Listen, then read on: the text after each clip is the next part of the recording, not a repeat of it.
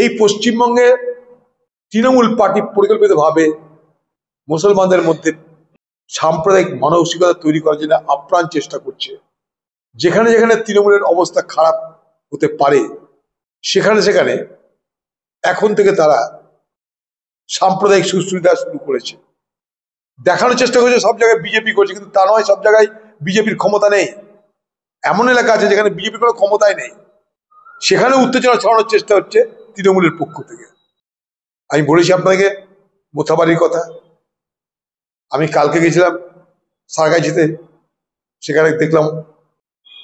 আজকে আবার ঝাউবোনা গেছিলাম, সেখানে কে হোয়াটসঅ্যাপে কি লিখেছে আল্লাহ তাআলা সম্পর্কে, তার জন্য যারা কিছু জানে না, বোঝে না, এদের সঙ্গে সম্পর্ক তাদের উপর হামলা হয়ে যাচ্ছে।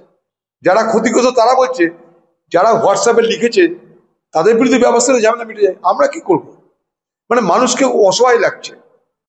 হিন্দু মুসলমানের মধ্যে বিজেপি এবং তৃণমূল যে বৈষম্যের বাতাবরণ তৈরি করছে, যে সাম্প্রদায়িক সম্প্রীতিকে ধ্বংস করে সৌভ্রাতৃত্বের জায়গায় শত্রুতা, একে অপরকে হিংসা যে বাতাবরণ তৈরি করছে, সাধারণ মানুষ সাথে জড়িত। আমি খুব দায়িত্ব নিয়ে বলতে পারি। আমি একটু আগে নওয়াজে ঘুরে ঝাউবনাতে আমি যখন চলে আসছি, একটা এলাকার অনেক মুসলিম মহিলা, তারা বোনের মতন, দিদির মতন, তারা আমাকে দেখা করতে এলো ওই স্পটে, দিয়ে বলছে যে আমরা কিন্তু এগুলো কেউ চাই না, এখানে হিন্দু মুসলমান সারা জীবনে একসঙ্গে বড় হয়েছি আমরা, বাপ তোমরা দেখো এগুলো ঠিক হচ্ছে না।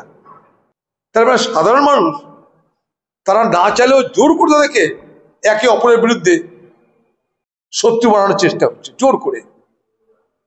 এরপরে দুর্বিষহ সমাজ ব্যবস্থা তৈরি হচ্ছে।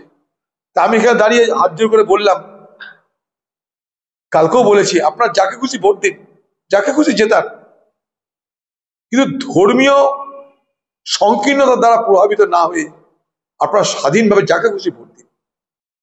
আমরা হারি জিতে কোনো ব্যাপার না, আমি তো হেরেছি, কিন্তু যাদের দয়াতে, যাদের দুয়াতে এতবার এমপি হয়েছে, তাদেরকে আগেও বলেছি, আজও বলছি, আপনাদের সঙ্গে আমার শুধুমাত্র রাজনীতির সম্পর্ক বা ভোটের সম্পর্ক নয়, আপনাদের সঙ্গে আমার আত্মীয়তা, ভ্রাতৃত্ব, বন্ধুত্বের সম্পর্ক। এইখানটায় খুব বড় দুশ্চিন্তা হচ্ছে কিন্তু আমার। আমি প্রশাসনকেও বলবো, মুর্শিদাবাদের এবং বাংলার, যে সমস্ত ইঙ্গিত আসছে না, খুব চিন্তার বিষয়।